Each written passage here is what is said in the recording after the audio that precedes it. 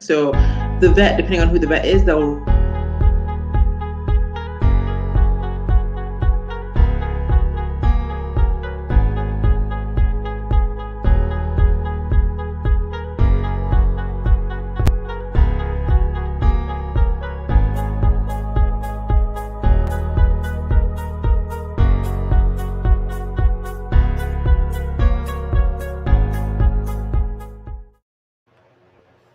Do they get the countdown on their side?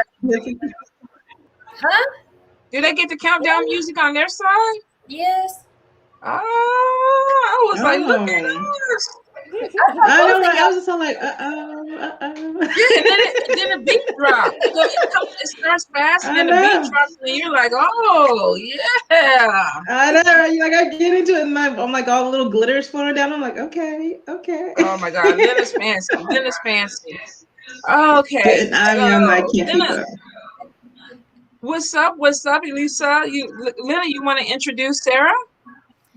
This is, wait, where am I at? This is Lyssa Fury. She's Sarah. everything. Yeah. Do you want to go ahead, just bomb her with questions? I've been talking to her all day. I already did the show. Y'all didn't see it. Well, I know that you run Ask Lyssa Fury. So tell us about that. Yeah. So why Lyssa, sorry, I know you run Ask Lyssa Fury. Sorry. We are gonna get this Lyssas, and Lyssies and Lyssas. We're gonna get this right this month. So it's gonna happen. It's gonna happen. Well, how did you even come up with Lyssa? So I had to find something to hide my. I'm Sarah, but I had to find something to hide my name because I mean, the city I work for is a little strict, but I've kind of come out of the closet with that. But Lyssa Fury, I run an animal shelter, and I'm in charge of zoonosis control, so rabies. So I know literally everything about rabies. That's my job. The goddess of rabies and rage is Lyssa. So Lyssa virus, 8 Lyssa viruses, and in Roman it's Fury. So Lyssa Fury, goddess of rabies and rage. I like that. That's pretty cool. I mean, it ties in. It ties into everything. Now, you said you came out the closet because there's so many closets that are out there right now. What closet did you come out of? So, I mean, I've been a solitary practitioner for like the traditional witchcraft, among other little things, and I just kind of kept that to myself for years and years and years because I've always been told it's not something you talk about. It's it's scary. People aren't going to hire you that way. And with where I work, that kind of tends to go with it. But at this point, I don't really care anymore. I've kind of come into my own. I know that when I feel things, that they're right. It's not just some random feeling. It's not hormones. It's not being a child. It's real. And I'm going to go with my gut from now on, kind of thing. That's the best way to be. I think it's so crappy, even in 2021, that people still have to be concerned about their practices or their religious beliefs. I mean, we're dealing with the racism, we're dealing with religious, we're dealing with so many different aspects that seem to be outdated, that should be outdated at this point. And it's crazy to me that you even have to worry about your job. It's a bunch of older men that don't really like women in charge anyway. So I've had the old boy society. They need to go sit their old wrinkly asses down somewhere. Especially you work for the state, you said? City. It's a city. Yeah, that's tough. Anytime you do anything with the government, whether it be city, state, federal, they're really on the conservative side. The crazy thing is, the government actually hires, they employ psychics. They employ witches for that practice, but we don't talk about that. Right. So it's almost like a double-edged sword. The military uses a lot of people that are gifted, but we don't talk about that. But you can't openly get a job in the military with that on your, if it's on your social media, if people see it. And it just seems so freaking crazy to me. it's ridiculous. I already look young. I already am a girl. I walk in there and they're like, "Hi, little girl. Are you selling the Girl Scout cookies today?" And it's already a fight. So once you start adding any sort of scary things in there, they start to really freak out. Like, oh God. I mean, we have Yeah. one man that literally asked if I'm gonna put a hex on him if he doesn't vote for my. Every time. I hate that so much. It's so sexist too. But what shocks me is like what Tonya said. There's so many government offices that use psychics, especially the police departments for missing. And I mean, my friend works for the police department with helping for missing, or missing people. And yet, if you say, oh, I'm a practitioner or I am a psychic, they're like, ooh, can you tell me my future? What about this? And they make it seem like it's a joke until something serious happens, and they're like, so yeah, we have a question. Yeah, Can you figure that out? it gets really real. You remember? I'm getting a feedback on my end. Is it getting a feedback on your end? Yeah, I hear it. And I've never had it before, so I don't know what's causing it. Might be my computer. I hear don't you, even- bird. I'm like, you hear a bird where? Yeah. Look at me like, where? But I was gonna say, remember when the baby witches were gonna they were gonna get Trump? Oh yeah. And somebody was saying, and it was a podcast I was listening to, and it was known fact that Trump had a witch on his payroll. Now, of course, you had other witches that were Trump supporters that were putting up blocks and everything, but I thought the whole thing was just crazy to me. But it has been shown, and it's been documented that other presidents have employed spiritual advisors to help with their presidencies. So it goes really far up. Well, I mean, the Army is big on it. They change the name of their programs every 3 years strictly to hide the fact that they have, people with mediumship abilities just right behind them. Yeah. Right. They finally did though make it, like when someone passes at the veteran cemeteries and stuff, it has the little emblem on it, and so they finally were able to put a Wiccan emblem up on the gravestones for the people in the military. Which is great. I think it's just kind of, I mean, because that happened about 2-3 years ago. I think it's not an old thing at all. No, I think it's been a while, but not too long. Yeah, I think the weird thing is that the Wiccan religion is the only one that's acknowledged or recognized. And a lot of people, you don't have to be a Wiccan to be a witch. Right. And so I think, I don't know, I'm like, how does that work where that's the only, non-Ibrahimic, so to say, different practice that's recognized. And everybody, they're like, because when they think about the Wiccan religion, they think that it's friendly, right? They're like, oh, it's friendly, these people walking around, being with nature. But, when you're like, no, I'm not Wiccan, they're like, so you worship the devil? Yes. Oh my God. That is true. And they started panicking. And I think that's one of the worst things, actually. I mean, so I get why you would want to keep it hidden. I mean, me getting ready to, apply I have applied, working for the military and like working for the government. That's something I've actually been concerned about. So I might have to deactivate my Facebook pages for a while as I'm going through these interview processes, just because I want to be able to get a job with my skill set, not be declined because I'm not an Ibrahimic practitioner. Right. Potential employers are using social media to pick people, and they're looking for things that are offensive or they feel will not be accepted into their company. Mm-hmm. That's what was I going to say? Oh, so, but you're not Wiccan, right? So, what exactly would you call yourself, and tell us about your journey? How did you get started? So I'm not saying I don't like the term spiritual. because it's so broad. I'm not really anything. I'm Sarah. I do because witchcraft it's just that. It's a craft. It's not necessarily any sort of religious views, and I like to know everything. I'm a learniest. That's what we'll call it.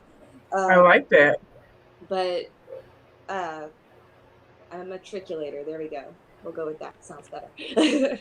But it started so my mom died when I was little. Like I was 8 years old, and I was trying to explain to my family that she was trying to talk to me through birds. And I got a crazy look. Like, you sure you're not just emotional? No, she's trying to talk to me. She's trying to say stuff. I know that she's talking to me. She's telling me it's okay. And my grandmother ended up handing me a set of tarot cards and said, show us. You know, and she kind of told me to keep it to myself, but that way I could learn to talk to my mom without sounding like a crazy person. So I kept that hidden, and I did that, but the intent of this journey ended up being to show people things. So it was never mediumship. It was never to just do things to talk to my mom or anything like that. It was to show people, like, look, no, seriously, there's people and You wanted validation. Yeah, that are trying to talk to us. Why is no one listening to me? Why is no one seeing it? So I just kind of kept it to myself, and I just in practice, you read all these books, and there are certain things I read, and I'm like, that doesn't feel right to me. So I just kind of go on with my thing. I practice what I feel, and I just kind of know, if that makes sense, what I'm Absolutely. doing. And most people, you say, I feel this way, like this is right. I know, I feel it right here. It's right. So you're going by a feeling. So this must be hormonal. This must be, because you're being emotional right now. No, like I feel it in my gut. It's right. So tarot cards, I started doing that for the animal shelter. We were desperate for money, and I mean super desperate for money. We could not afford anything because we've always been really tiny. So I invented Lyssa Fury and started doing readings so that I could get money for space and neuters for the dogs and cats. And I still do that. I still, like, all of my tarot readings. I mean, anything that I do, it just goes to surgeries for animals. Mm-hmm. I will say that echo, I might need to go put headphones on, but I don't know. I never had this problem before. If we mute our mics, do you still have the echo? Let me see. No. Okay, so I don't know what's going on. I will say, Lyssa. Lyssa. Lyssa, I'm going to get it right this year. I got a whole goddamn year to get it right. But I took voodoo. I remember you reached out to me when Yoda got sick.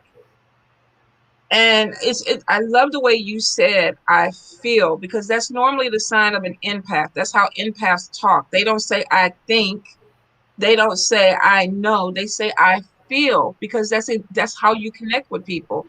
And you reached out to me, and the first thing you said was, I feel for you, and I'm sorry about what happened. And Lord, please, please, please, please, Yoda, don't let me get emotional. Come on now. And I remember thinking, because it was so traumatic, and you really stepped up, and I didn't know you from Adam. And you really did. You stepped up and you're like, bring them to me. I'll do this. I'll do that. That is such an amazing heart for someone to say, look, I know you're hurting, but I'm going to help you. So not only were your readings amazing to offer to people, but just the whole thing of your spirit really touched me. And even with voodoo, you were like, I told you voodoo was losing his mind. His balls needed to be cut. You're like, bring them. And I walked in and you were like, we're going to do this, this, and that. You gave me a cat condo that I still need to bring back to you. But I think the whole thing is that you're where you're supposed to be. I'm saying all that to tell you that that you're an amazing person and spirit is using you on a grand scale. You haven't even realized how far you're going to go with this. And it's because this is what you were born to do. So I want to let you know, I appreciate you for everything that you are and everything that you did. I think that's awesome. I did not know you were that. I know I heard of everything that happened with Yoda, but I didn't put two and two together. So I think that is awesome. She was amazing. She came in and she was just like, bring them to me. I can do this. I can, and it was one of those things where sometimes we don't tell people how much we appreciate them. So when we brought Voodoo in and she gave him this medicine and everything, there was even a question about taking my checkbook out and giving a donation. That's amazing. Because That's wonderful. people like her that do what they need to do. And you guys, if you have local shelters in your community, they always need something, food, blankets, anything that you can give, because you have a lot of people that like she says, if you need a reading and you want to support her, hit her up for a reading, because the money is going to a good cause. A lot of times we get readings, we don't know where the hell the money is going to. Mm-hmm. And I'm gonna be honest, all y'all money this week went to DoorDash. So here's the question. I'm going to ask the question because I know we had it a couple of weeks back. Do you do readings for animals? That's good. So yes and no. So because I'm the cruelty investigator for our area, um, I do readings, but more with animal energy than anything else. We had a pretty bad case at one point where I just kind of sat in the kennel and listened to them bark while it was a really bad cruelty case, dealing with like fighting dogs. So I just sat there and read and was kind of able to put things on kennels like, don't, this dog does not want you near it. Like it's scared. It doesn't want you. This dog will eat you. It wasn't paying attention to dog behavior. It was strictly because readings were going the way like, okay, I know exactly who's who. I had 34 animals. I have 34 cards. I know exactly where I'm going with this. But they do help with cases like that. Just the energy in the air helps with cases like that. Because there's so much confusion, and as somebody who feels everything, literally feels, the moment you get all of these animals into one place, you feel it, and it hurts. It hurts really bad, and it takes so much energy and effort to just be around it. There's no shield there, because animals, you can't shield yourself. So no, I don't do a lot of readings on animals, but I do read when I have to, and I try and keep myself shielded most of the time because it's painful. They really, because I've been at the shelter a few times with you, they gravitate towards you. They do. When you opened that kennel and you were trying to get me to get a dog, they literally lit up when you walked back there. And I was like, yeah, because you ain't coming home with me. And you tried. I almost came home with 2 cats the other day because they were talking to me. But I saw how they react to you. It's respect. It's just respect. I respect their boundaries. They respect mine. And Absolutely. They know that I'm not going to do anything that makes them uncomfortable. So I think that's the only reason. It's not necessarily like love and light like everybody likes to say. It's literally respect. So the question. Go ahead, babe. No, you go ahead. You go ahead. So the question is, do you feel like, because this is obviously your gift is animals, is this why you opened the animal shelter?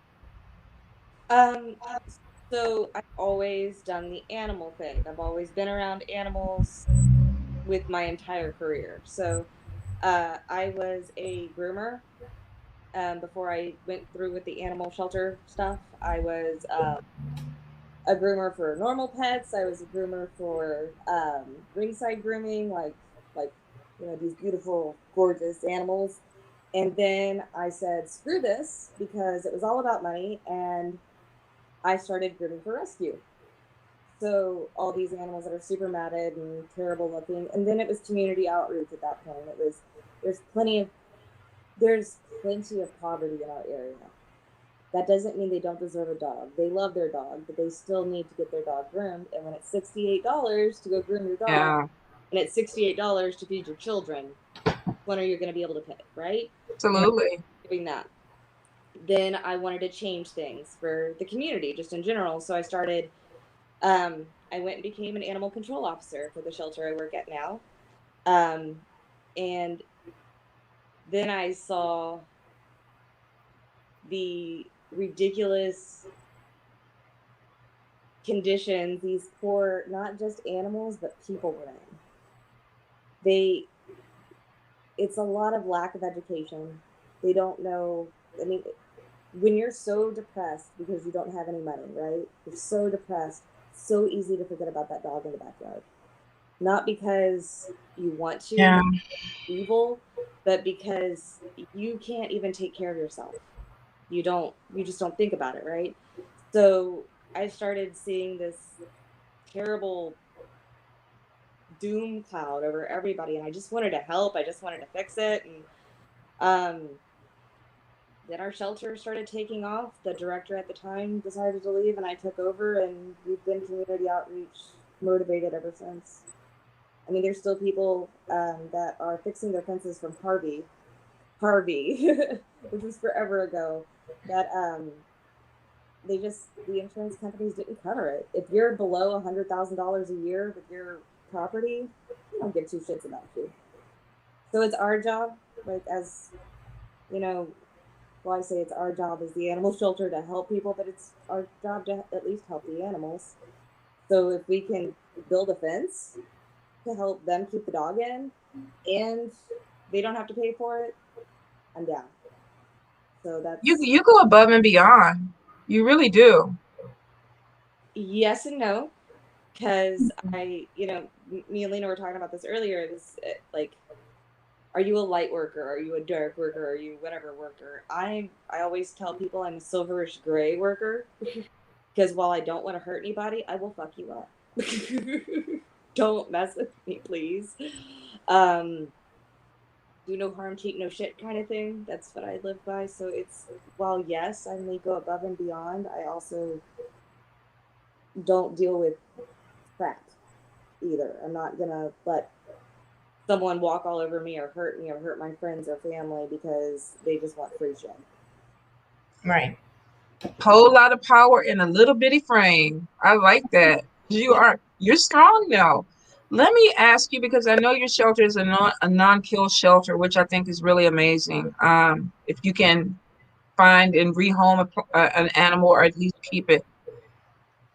I've had the spirit cat back and forth, and then every now and then we feel like we hear Yoda around. Have you had experiences as a sensitive where you're picking up on animal spirits that still stay around the shelter? Yes. Again, I try and block a lot of that out. You have to realize that most shelters is these animals have not had good lives. Like, while we give them enough love and everything, it's like having somebody with PTSD come in and say, Yeah. "Oh, because we love you, it's okay now." No, they remember things. They do have feelings, and while most people, I try and tell them, they're not like our feelings. It's not, just like spirit doesn't speak English. Okay, animals don't have feelings like we do. They have very basic primal feelings, and fear is one of your bigger feelings. So if I keep myself open to that a lot, I'm very anxious and very fearful and in pain all the time. So I kind of have to back. Yeah. I will say though that my dog Athena has not left and stays around all the time, and I love that. Yeah. So, Ah, but most of the time I try, especially because we do have to euthanize some animals, and it's not because they're because we don't have space or anything. It's because truthfully sick. And Right. they've never been loved in their life. That's the last moment of their life, and they finally get someone to love them and care for them. It's painful. So Well, I think at that point too, you help them cross over in a very humane way. just just go. You don't want to stay here anymore. This here has sucked for you. Go somewhere else and it will be better. So that's kind of my goodbye to most of them. Well, I think it's good when you have the compassion to do that. And it's not just you pushing something through with animals because this is what the shelter does. You put a different spin on it. So I think that's really great. So you do work too, though, right? What do you mean? Like you do work. She already told you she'd fuck you up if you cross the line with her, so you know she does work. That's what I'm about to So ask. she does the traditional witchcraft, and I see on her page she has Hecate oil and all this other stuff. So I'm assuming that she does work. But yes, So have you? Do you ever do any work for the TD dog? Like their people? Oh, The TD dogs. I prefer. What's a TD dog?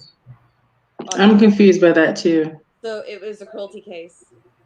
She's talking about a specific cruelty case, and she's asking if I'm doing mean things. Oh, okay, I got you. Not mean things. It's not mean things. It's protecting the animals, and not only those animals, but other animals. So, are you protecting future animals from those people? Is what I'm asking. Okay.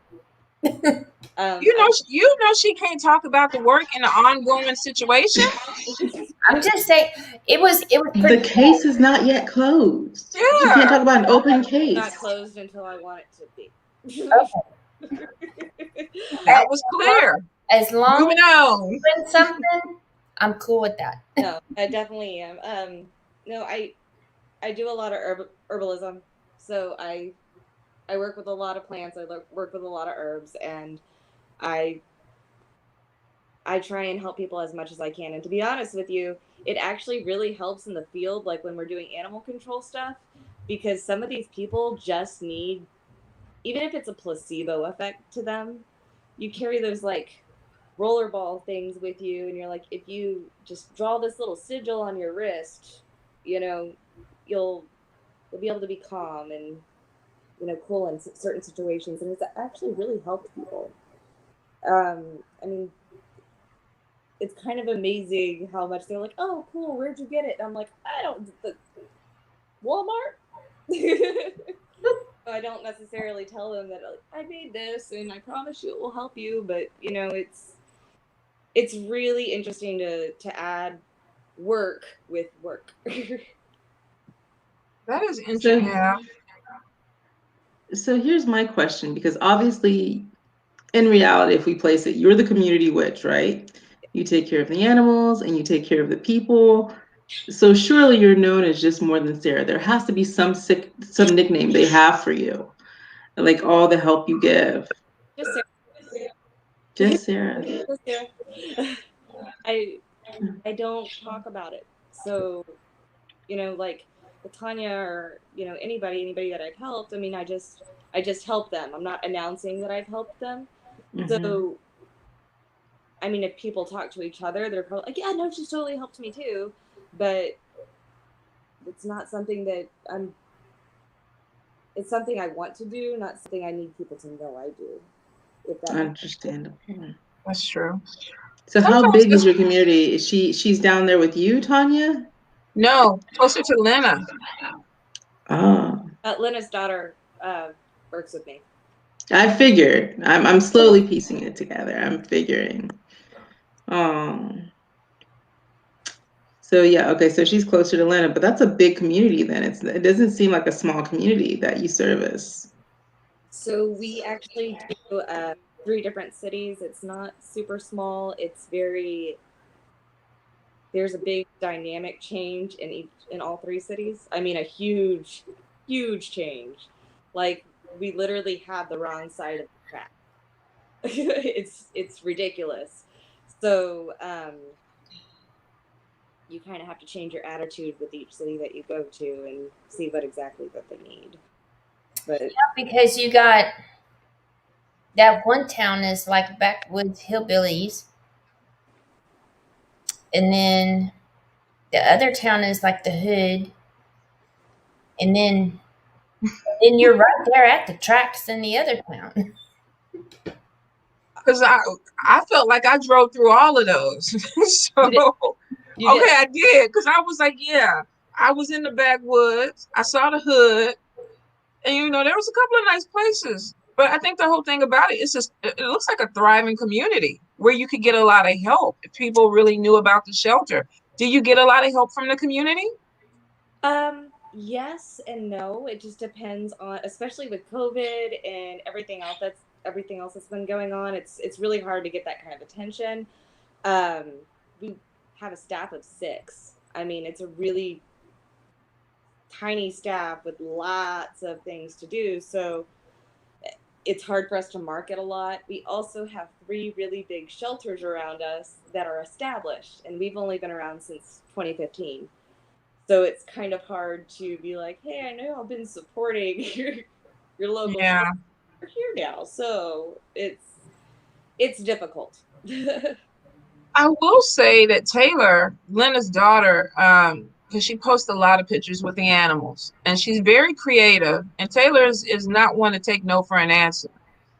So she'll put a lot of the animals out there. And every time Jasmine, we were fighting the other day about kittens because Taylor posted something about kittens, and Jasmine was like, I want them. And I was like, hell to the nah. Hell to the nah. And then they had those black cats. They were brother and sister, I think. One had on a tutu, a purple tutu, and the other one had on a bow tie. And I was in there like, no. No. Stop tempting me with cats. Oh my God. Honestly, I could have been a cat woman. I could have went in there and there's one in there that looks exactly like Voodoo. Voodoo's so mean. I'm afraid to bring anything else into this house. The last rescue, he tried to kill it. He tried to kill Get him a girl. I think he'd be all right with a girl. Me too. It's a tomcat he don't like. I told you I want to get a Maine Coon cat. Girl, I told you might want to wait with for Voodoo, that Maine Coon. with Voodoo, you might have to get a raccoon. I mean, I know I could be a cat lady because I was telling Tonya yesterday, I was like, I am a cat girl. I love my cats. There's no other way about it. And every time I see a kitten, I'm like, I could squish another one in somewhere. I'm sure I could figure it out. Just stick it in your pocket. No, it's fine. Yeah, no, Ollie's allergic. So I'm lucky that we're getting past, just the 2 that I already have. I think if I tried to bring a cat in that wasn't already with me, he'd be like, oh no. And Yeah. We're not dying for this. But no, I mean, I love my cats. I love my cats. And I love my black cats and my calicos. So what Those are my cats. Color cat, and as long as they're not in the same room at the same time, like he'll have no I have no idea. Well, we'll see. Shishi told me that I have another animal or another dog that's coming to me, and of course right now I'm like, no, I can't even see it. I cannot even see it because Yoda was it. Yoda was my familiar, and he was such a big part of my life for a long time. Let me ask you, because a lot of the animals, like today I'm cleansing my house, so my doors, my windows, everything are open. I've already had 4 cats come in, sit in my living room, sniff around, and then they walk out. And it always happens when I cleanse, all the cats come to my house. I don't know why, but they do. And I try not to feed them because I don't want them to stay like Voodoo did. Voodoo literally was like, I'm not going. When you work at the shelter, because we know familiars come in all forms and shapes, and they show up, and some of them have a time limit. They come in for a little bit and then they go, and then another one comes in. Have you experienced those connections with the animals that have come in for you? So not domestic wise. I had a seagull for a while. Same seagull. It just kind of hung out with me all the time. A seagull? Yeah. It just showed up and like just kept coming by. Yeah, a seagull. I had a seagull for a while. That's wild. Yeah, no, I mean, like every day he was like, "Hey, I'm just a seagull. What's up?" You know, I mean, it was strange, but I mean, it was always for a reason. And now we have a ridiculous amount of red-tailed hawks where I work, but I have one in particular that just likes to hang out with me in the mornings that I think is trying to make a little connection there. But not really domestics, but like I said, I try and shield myself a lot because it really is painful, and people don't understand that. Like, well, police officers, animal control officers, we get a compassion fatigue really badly, but when you're not shielding yourself and you do feel everything and you are feeling all those energies, it puts you in a place where there's no coming back. I have 2 young kids. I can't go to that place. Like so I have to kind of. What about Disconnect. Gertie and Bob? Okay, Bob is the love of my life. Bob is a really pissed off iguana. Oh, I remember. He's just an asshole, and he hates rainbows and flowers and anything that breathes air. But Bob likes me, so me and Bob just kind of hang out. He doesn't feel anything. He's not like, feel me. I have all these sad vibes. No. He's just like, I fucking hate everything. Let's just. I got a picture of him. Bob is like, just feed me and leave me the fuck alone. That's the vibe I got from him when I saw him. He was like, just feed me and move on. Yeah, like you don't even have to look at me. Like, how did you get Bob? Bob was stuck in someone's couch for like a week. Wait, What? he was stuck in what? Couch. Like, I guess they got him from a pet store, and he went into their couch and just stayed there. Oh, That's Bob. No, that's Rex. Oh, well, they look the same to me. Me and Rex had no love for one another at all. Rex was the bigger one, right? Yeah. Yeah, I remember Rex slammed that tail against the cage. I was like, ooh, okay. Me and Rex have nothing to do with one another. He doesn't like me. I feel indifferent towards him. I don't know that he likes certain people, so we'll go with that. Okay, you're just not compatible. I'm trying to pull up a picture of Bob right now. So you said Bob was stuck in somebody's couch. So they got this iguana from the pet store. Mm-hmm. It went into the couch, and so you had to come get it out, and they just told you to keep it? Yeah, they didn't want it. So, people are so fucked up, right? I bring Bob back. I'm so sorry. I'm trying to find a picture of him right now. I bring Bob back to the office, and Bob decides he didn't like the cage that he had, or his enclosure.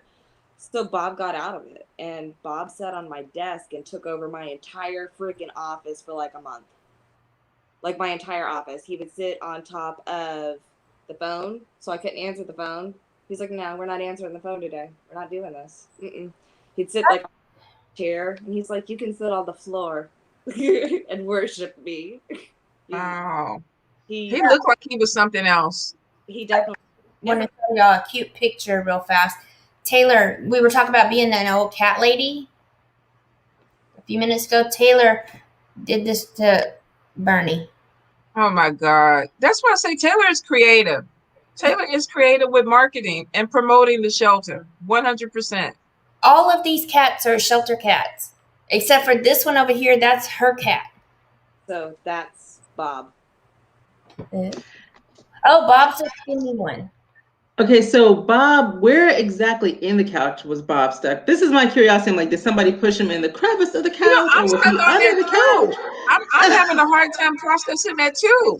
I'm like, where in the couch was he exactly? It was a reclining couch, and he got up in the reclining section of the couch and wouldn't come out. And if they tried to get him, he would bite the crap out of them and slap him.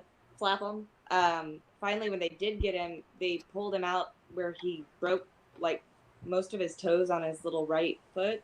Oh, He has no toes. Like, he's literally toeless on one foot. Bob thought he was fighting for his life. He didn't know. I mean, then he got into my office and was like, "Oh, this is how life is now." Over. Oh my God. I also heard Bob's a girl.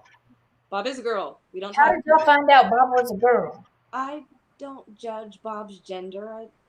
I don't presume anything. So Bob laid an egg.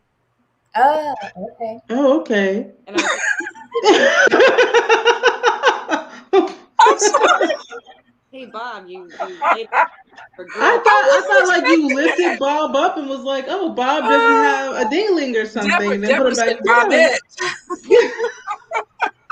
It's still Bob though. Bob gets, like I said, I don't judge. Bob wanted to be a boy. That was the So same Bob thing with laid an egg. Yes. And the egg hatched or the egg did not hatch? No, it wasn't fertilized or anything, but yeah. Bob laid an egg and like looked at me and was like, "Laid an egg on your chair. What you gonna do?" Nothing. Oh my I would have God. passed out. Lynna, didn't you do that? You took an animal in to be neutered and it was a girl? Yeah, Leaf. We took Leaf in to get neutered, and she came back spayed. I was like, where were the balls? Did they not say, was there no? It was a kitten. So it's, how do you tell? Because I really don't know. How do you tell a cat's gender when they're little kittens? Because they don't have stuff. Oh, I never paid that attention. I thought they had balls even as kittens. They don't have little baby balls? They, most of the time you can kind of see them, but it's actually the placement of the little holes back there. There's two, right? If it's this much apart, like your pinky size apart, it's a boy because there's going to be balls there. If they're closer together, it's a female. Okay, you do realize now I'm going to go Google cats' asses so I can see the holes. Yeah. I will have to say, I did not know because I thought that when they were boys, they already had their balls. And my sister took the husky to the vet and she was like, oh, the balls haven't dropped yet. And I was like, well, why would the balls drop? The balls should already be there. And I never paid attention because I guess I thought, they're just, they're hanging there. But when they drop, you can't miss them. And I was like, why didn't anyone tell me that balls drop on dogs? Like, I was just traumatized. I couldn't unsee any of them. I'm like, they're huge from behind. Like, what is going on? Like, what is happening? Oh. Class. But there's got to be school for this. I was like, things you need what? Yeah, things that we didn't even know we needed to know. I mean, Yoda had one ball on the outside and one on the inside, and I just thought he was born with one ball, and then the vet said no. He has one on the inside, and if you don't get it taken out, it could cause cancer, and so it was like things that you don't really know, when you're an animal owner and you think you do know it all. You have to pardon me. I have to move over to my... No. So that is interesting. But Deborah said, don't do it. Don't Google the cat asses. I have to know. Deborah, I have to now. Because it's going to be on my mind all day until I look and see the two holes. Because I'm OCD like that. So we have Bob, and what was the other one, Lynna? Who's the other one? Dirty. So, how did you get Dirty? Gertie was another shelter cat, and that particular shelter couldn't have her as a shelter cat anymore. Well, she's lived in an office her entire life. So we took her because she needed an office to live in. She's not a house cat. She's an office cat, and she gets spoiled at the office. So that's where she is now. It was strictly because she was going to be uncomfortable. I mean, seriously uncomfortable if she was in someone's house or like not in an office. Like, she needs it. She's been there for 7 years. Yeah, I picked her up, and Taylor's like, don't pick her up. She don't like to be picked up. And I pick her up, and I scratch her behind the ear, and she's just like, Was that the big cat? The big one? The big fat one, yeah. Yeah, that's a big cat. She's a very big cat. She can't help it. Oh. Can you explain, you touched on, was it compassion overload? Compassion fatigue? Fatigue. What exactly is compassion fatigue? So compassion fatigue is usually you'll see it in like firefighters, police officers, EMS. They see so much bad that it starts to affect them. Like it starts to, because you have to very quickly move on. You have to like, oh look, this person's dead. Let me go to the next person. Let's see if we can save them. So Right. it's a constant battle with you're seeing really crappy things and there's not enough positive in your, spectrum. So compassion fatigue with animal control or even just animal welfare workers in general, you're seeing the worst in people. They're not calling you to tell you a good thing. Okay, so you're not getting calls to say, hey, just letting you know my dog's cool. They're calling you to give you the worst of everything. So when you're going to pick up an animal, you're going to the worst situation that you can. So even if it's not really cruelty, you're still seeing something that's not necessarily what you want to see. So that's Right. don't see these happy times that everybody like wants to put online, like, oh look, this one got adopted. That's very few and far between for your day. So it starts Yeah. to, you start not wanting to do things that are fun. You just kind of want to go home and pretend like things don't exist. It affects your family. Animal welfare. Attitude sometimes. Say what? Some people get bad attitudes. It's true. But with animal welfare, they have a higher rate of suicide and divorce than PD and fire combined.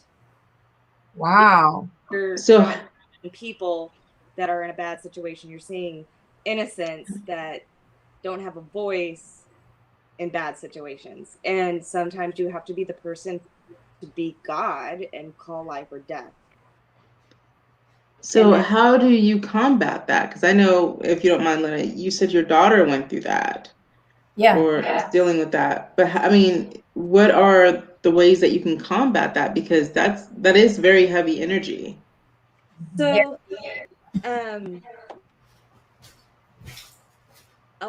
it's hard to say for a lot of people. A lot of people just have to find a way to give themselves just a good feeling, a good release, like off of work, be able to check out.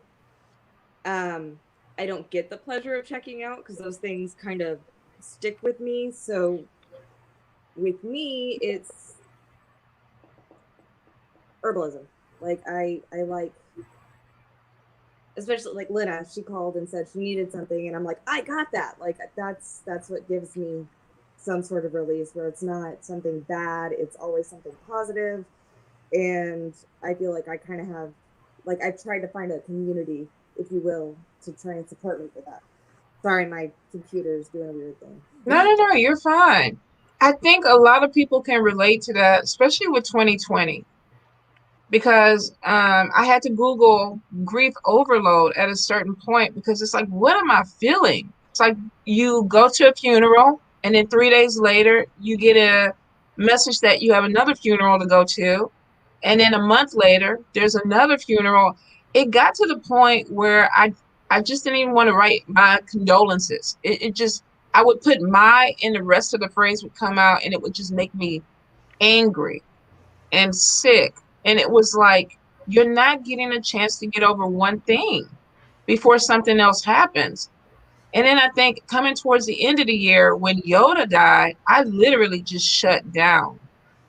I had like a week where I just felt like I couldn't even breathe because it was just too much. And I agree with you.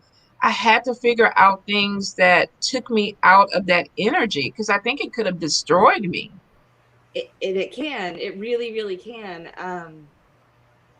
So just so y'all, I was telling Lynna that I'm having a dark month of the soul. It's not a dark night, it's a dark month. Yeah, I understand that. Your intention is to help people, it devours you. Like everything devours you. So like my hair used to be like down to my butt. I just took kitchen scissors and had a Britney moment and Yeah. went nuts. I mean, Yeah. it's very hard to know. You just have to find your triggers. So like I know if I start compulsively shopping that I'm starting to get to that point where it's a compassion fatigue thing. Like, I know that's my telltale sign. Hey, Sarah, you need to figure something out because you're buying all this crap that you don't need and you're trying to fill a void here. Stop, and pay attention to yourself. What's wrong? What's really wrong? So and a lot of people can't get past that. It will devour you. I think as a healer, you have to figure out how to balance your energy. Because when you want to be of service to humanity, it doesn't just stop with one thing. It's like, I can do this to help you, and then I need to be over here to help you. And people keep calling, people keep emailing. And there's certain points where I just have to turn my phone off because it's like, I don't have any energy for you. You just have to, and you're a healer.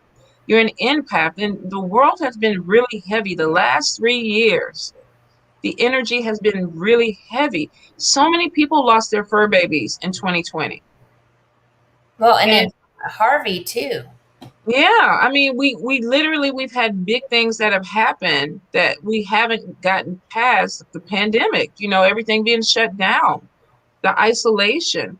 And for healers, it's almost like people are expecting you to rise to the occasion because that is what your calling is, but you already know.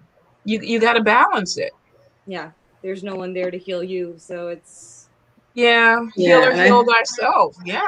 I know. I feel like that's a tough thing. Like, if you're a healer, you're constantly giving to other people. And people don't realize when you yourself have been depleted. Sometimes you don't realize you've been depleted until, you kind of hit that rock bottom. And then you have to try to, pick yourself up and, go from there. I mean, and it's just, the past 3 years, you're right. The past 3 years have been hellish, especially for those strong empaths, and they have no idea what's happening. It's just bombardment after bombardment after bombardment. And so, I mean, I feel you. I'm sorry. I'm sorry that you don't have someone to take away your fatigue. But that's a true empath. That's a true, and you used to tell me all the time, I'm not an empath. I'm not an empath. And you are one of the most sensitive empaths I have come across. I'm always trying to run. I'm like, don't give it to me. Just leave me alone. Like, I don't want to know it's not me. Yeah, I think a lot of people have been struggling, and I think that's why a lot of people are seeing a bigger influence of familiars that are coming back. Like, I've had so many people say, Tonya, I lost my fluff, or even, Boo Bear on here said he lost his chow, and now I'm thinking about getting a familiar, and it's because I think they're coming in to heal.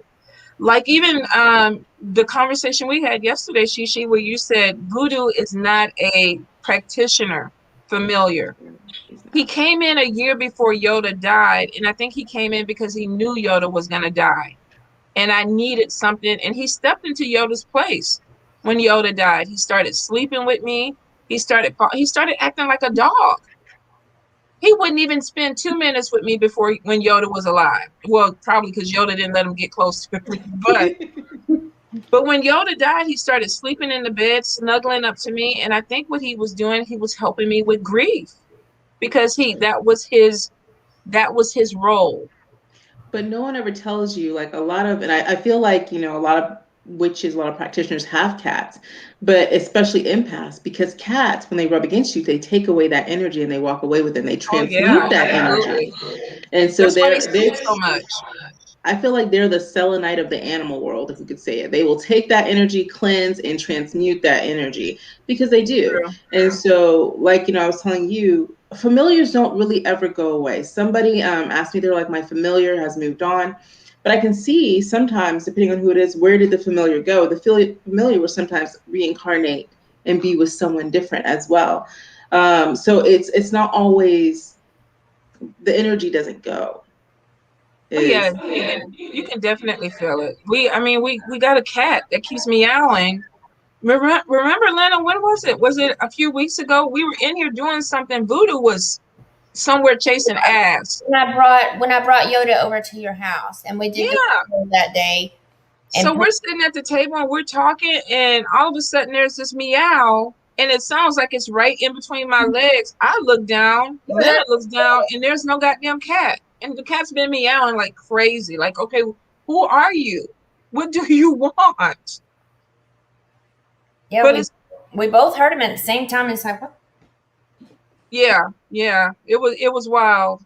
It was wild.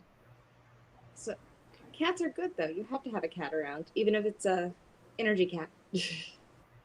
I will agree. And like I said, I've had 5 of them. They come in, they sit in the living room, they might eat a little bit of Voodoo's food, and then they walk away, and I won't see them again until I cleanse. And let me tell you, really weird. When you're getting rid of negativity. Yeah.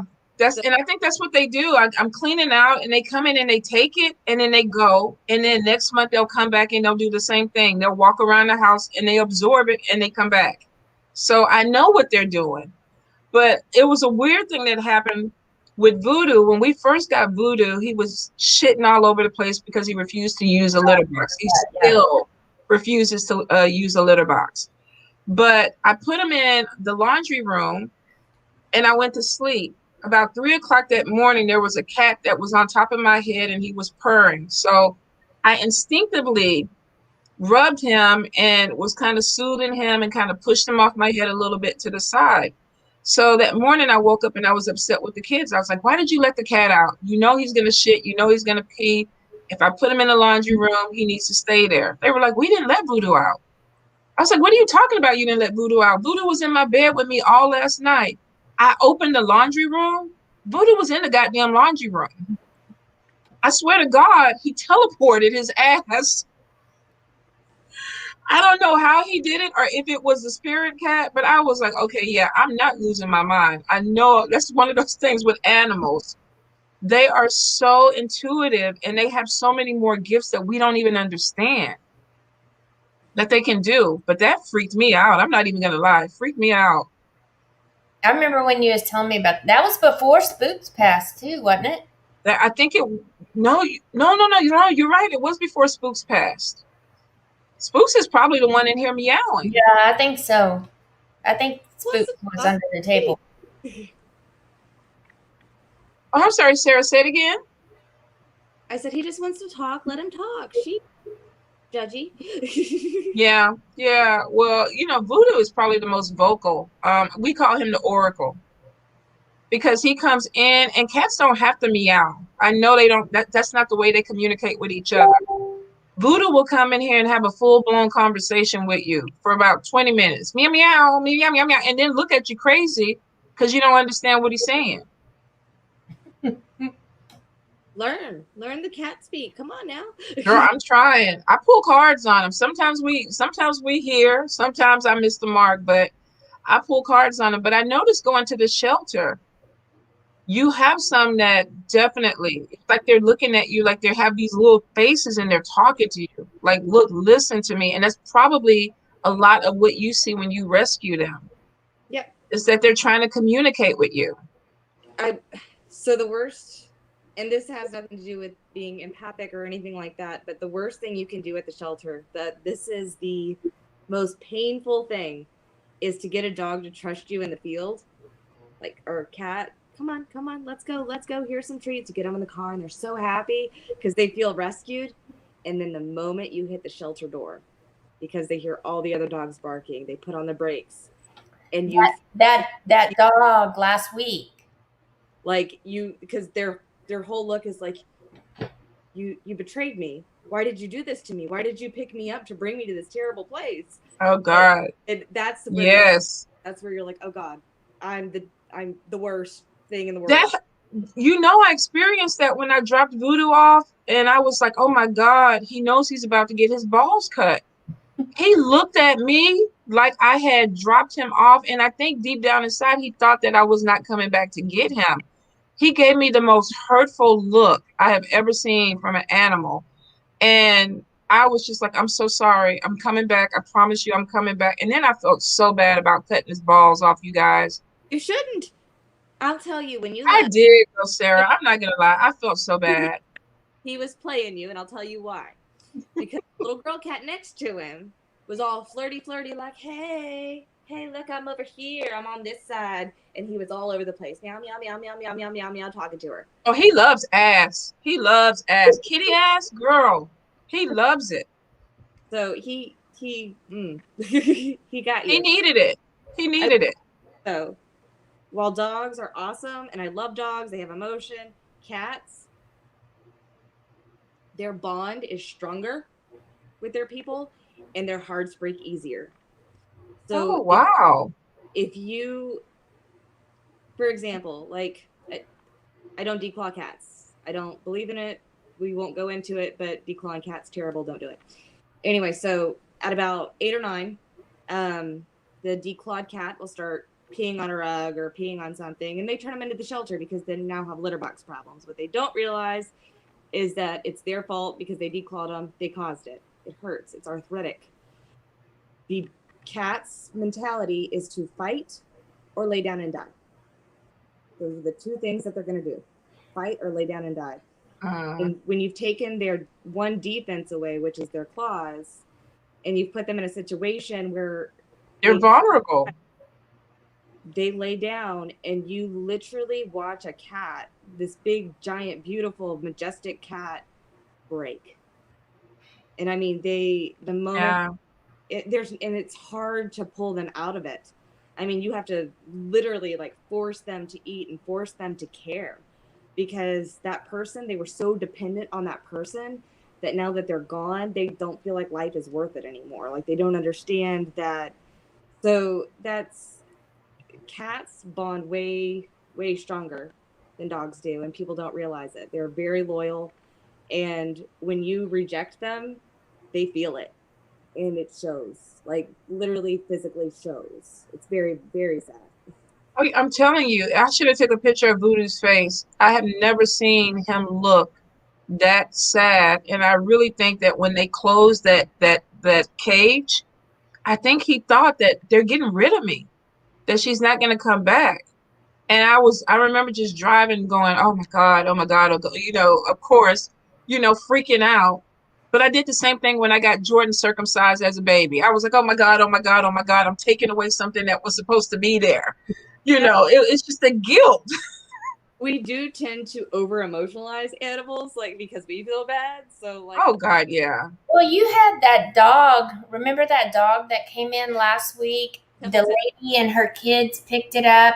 That dog would look so at home in that car. And he was like, no, I'm not getting out of the car. I'm not getting out of the car. That broke my heart. The other thing that'll kill you, especially just as empath wise, is when the owners leave. As cats, dogs, they both do it. They scream to try and get the owner to come back.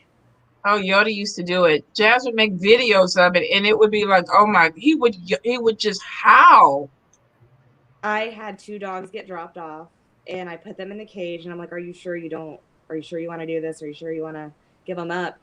And they're like, yeah, no, I'm sure. And as they were walking away and driving off, those dogs let out this blood-curdling scream, like, come back for me. Back for me. And I'm like, oh, I can't. It hurts too bad. I have to walk away.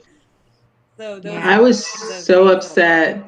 I took my cats to the vet, and this guy comes in, and he had this beautiful, beautiful pit bull. And it was a brindle color pit bull. So it's like that marbled brown, black color, well-kept pit bull, gorgeous. And he said, well, I got married to my girlfriend, and well, she wants to travel all the time, so we don't have time for the dog anymore. I was like, no, we would have been boxing if you asked me to get rid of my animal. And so she basically told this guy it was, their relationship or this pit bull. And like, I saw that dog lay down and you could see his face break. And I was like, I could not be with that man. I couldn't. Like, that, just too finicky for me. But I have a weird question, because me and my person argue. Are cats meant to be outside? I say my cats are inside and they're happy to be inside. And he's like, no, cats need to be free to scratch and go fight and claw and be, warriors in the outside field. But is that really true? So I think inside. Personally, cats need to be inside. We as humans have really screwed up Mother Nature, right? So like we've taken the wolf and made it into a Yoda, right? Mm-hmm. So we have to take care of little chihuahuas because they're no longer wolves. They're no longer of that like descent, not really. Right. So cats are the same way. We've over domesticated them so much, like these amazing, awesome killer animals, and we've turned them into like fluffy. Mm. Inside, they need to be protected because we done fucked up, and now it's our fault. We need. Yeah. I understand. Now there are cats. Voodoo, for example, he's lived most of his life outside. Like he came in, then Yeah, he back out. That's different. He was born out there. But he fights. He tears up doors, he tears up carpet because he doesn't want to stay in. We want him in, but before he got fixed, he was spraying everything because he didn't want to be in there. exactly, and that's some cats are gonna want to go outside. They were born outside. That's what they want to do. But do they belong outside? We not necessarily. No, like your cat. I've seen your cats on videos before and everything. Your cats are inside cats. They are. Yeah. Oh yeah, Sophie would probably have a fit if her paws touched dirt. Probably. Yeah, I Sophie can't wait to have her back. I cannot wait to have her back. Though. Every time you see Sophie in a video, Sophie is walking on top of furniture. I don't even think does she walk on the ground? Levitate? Yes, she does walk on the ground. She doesn't walk on dirt though. She wouldn't know what to do with it. She I was gonna say make a video. I don't think her paws ever touch anything on the ground that is dirt. Sophie is a queen. You can tell she's regal. Yeah, so Sophie is very spoiled. Very spoiled. Both my cats are very spoiled. Just randomly, because I wanted to say this out loud.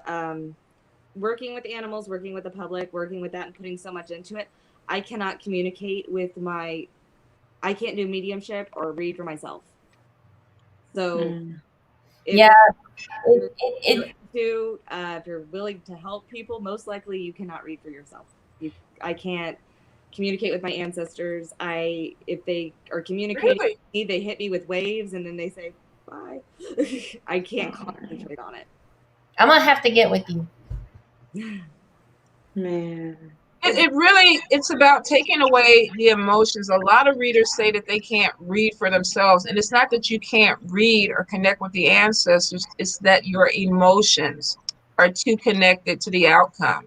I'm strictly is admitting to myself and having to kind of deal with this. That's why I say it's the dark soul of the month. Or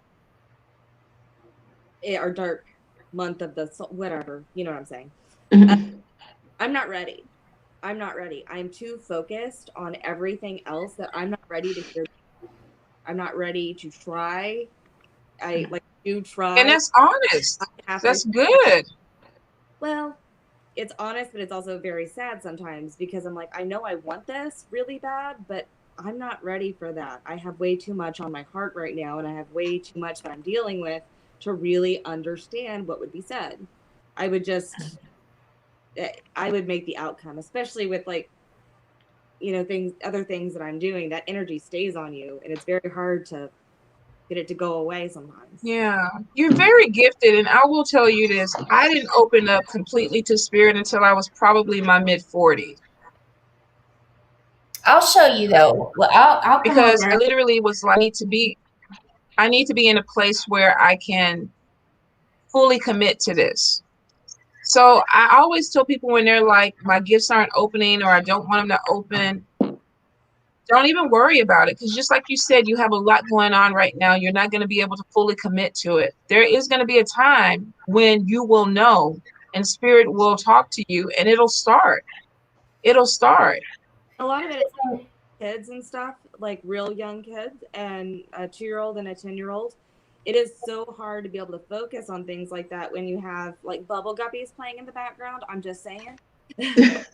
I figure as my kids get older, then I'll be able to commit more to that. But right now I'm just not ready, and that's okay. But there is something that I want to say, and I'm not getting on to anybody, but you need to understand that reading for yourself and communicating with the ancestors are two completely different things. I can't do either. I'm having for yourself. I can't read for myself. simply because I'm too biased and it affects the outcome of the cards. So I'll call Tonya, hey, can you pull a card for me? And she'll do it. And that's cool. But I'll have to come over and we'll go through some stuff. And let me interject real quick. You are connecting with spirit, Sarah. You are connecting with your ancestors because of what you do. The empathy and the intuitiveness that you have in your heart when you work with these animals, when you go out into the community, that's not just all willy-nilly. Oh no, you're no, getting absolutely. It's you're getting that connection from spirit. Sometimes spirit shows us through our actions who we are, what we do. Everybody gets different. Some people get visions, some people hear things. Your thing may be to go out there and rescue animals because that's what maybe you did in a past life. That's what your ancestors are opening up for you. The connection is always there, and you're very gifted. You come from bloodlines. You're a witch. You've been a witch more than one time before. You're living out that energy in this lifetime. and I can feel that. That I can feel. It's the some people can connect a little bit better, like they can actually do like mediumship almost for Yeah, themselves. but every person's individual. Don't compare yourself to anybody else. You said in the very, very first thing you said was, I just know. Your ancestors are telling you. That's how you just know. No, you're right. You're They're right. there. They're there. Don't ever discount that. And don't ever discount yourself. And never compare yourself to somebody else because you're the very best version of yourself and nobody can be like Sarah. I'm my own snowflake. That's I the think way, the I whole mean, thing that's is, the way to be. Like, honestly, I think a lot of people, and I know we talk about it often, a lot of people will look at other people's gifts and think, okay, something must be wrong with mine or mine aren't strong enough. But there's a million people, Sarah, that would love to have your gift of being able to connect with animals because they can't do it. And like a lot of people will say, oh, well, witchcraft, you have to be able to connect with animals. Your job as a witch is to be able to connect with animals and nature, but that is not everyone's path. So, I mean, personally, take your time. If you're overwhelmed, you're having your dark month of the soul, just be patient with yourself. As Angela would say in my library, honor where you are at that moment. Right. absolutely. That I And That's a work great through way to it. put it. everybody, especially when you're a solitary practitioner, you Yes. have to tell yourself to be in that moment. If there's no future, there's no anything else. It's what's happening right now. What are you feeling right now? What is good for you now? And I think that's really hard, especially right now with not being able to interact with people on a normal basis, anyways. When you're a solitary practitioner and you already don't have your people, right? Then you like Mm-hmm. extra need your people. It's very hard to tell yourself it's okay that you're not there right now. Girl, I'm your people. Yeah. I'm your people. So when you want to go have some coffee, we'll call Lynna up and we'll go do what our people do. Yes. There's a Starbucks in Baytown where we meet up at because that's like halfway. Or we just go to Tanya's house. Well, I mean, I can just come your way. It's no big thing. But no, when you're ready to open up, let me know. Let me know and we will open it up. It's going to be on you. That's one thing about the ancestors. They are always there, but they will never force anything that you're not ready for. I will say this. I was having a moment, right? Cut my hair, did my whole like Britney Spears thing. I was like, I'm sitting here screaming to myself, and I'm sure my husband at the time was like looking at me like I was nuts. But I say at the time, he's still my husband, but whatever, he's not here right now. I'm like, I don't understand your symbols. I don't understand this. I don't get it. Like, I don't know what to feel. I'm getting all upset. And then it hit me like waves. And I was like, okay, thanks. Appreciate you for not giving me symbolism. Right. So, everything. But I will tell you, and it's weird because and I think Lynna and Shishi know it. I was in the bathtub the other night and something came flying out at me. Now, it's not the first time that I've seen a manifestation of energy like that before, but it was the first time that I clicked and goes, okay, something's different. We're going to a different level.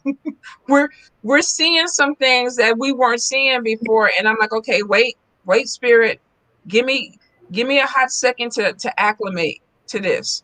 Because I don't know if I'm ready for where we're going. And you have every right to say, give me a little time because I need to process this because I'm going through some other things. And it will. And like I said, whenever you have us here, whenever you want to come in and say, I need to be me, I need to talk about what I'm going through in a way where you're not judged, in a way where you are accepted, you have a community. Yay! You do. I promise you have a community. Absolutely. So yeah, no, I appreciate that, guys. No, you're always welcome. Now look, when I call you up and go, Sarah, it's time to run naked under the woods, under the full moon, just bring the insect repellent. Hey, look, I Don't- found this Be beach careful. way down on the east end that we can go to. Nobody goes there. A beach? A beach all to ourselves. We can do the whole naked moonlight thing. Lord, girl, you know these mosquitoes in Texas gonna tear our asses up. We mess around and have to have some type of malaria or something shot before we do that. It's true though. But there's a will, there's a way. We'll find it. Oh my God. Bugs, we have a like, I'm over here, y'all are over there, and we're good. Like, I don't want you to die, but I don't want you near me. Right. Sarah's like, I'm all about the animals, but your bugs better stay away. Absolutely. We'll figure it out. We really will. Sarah, thank you so much for being here. What is the name of your shelter for people that want to donate to? Bayou. So just look up bayouanimalservices.org and there we are. And if they want to come to you for readings, to donate through readings, how do they contact you? I have a website that I use, kind of, asklyssafury.com. And you also have a Facebook page, right? I do. Same thing. Lyssa Fury. On Instagram, it's lyssa.fury. Mostly, if you look up Lyssa Fury, I'll be there. Awesome. So you guys, if you wanna contribute to her cause, definitely CashApp, her sites. I think Lynna put everything up there so that you know how to contact her. And it was a pleasure, girl. I'm happy that we got a chance to talk and really get to know you. Yeah, no, it's fun. Thank y'all. I really It appreciate was nice. it. It was nice to meet you. I'm on your Facebook list as a friend, and I follow your page. But it's nice to meet you finally. You too. I don't know how much you've done for us. Mm-hmm. Say what? I said, you don't realize how much you've done for us. Oh, yay. Yeah. So, You are amazing. You may not fully see it, but I will be the first one to tell you that you are amazing. Thank you for everything. okay. Love you guys. Bye. Bye-bye. Bye, guys. Bye. Oh.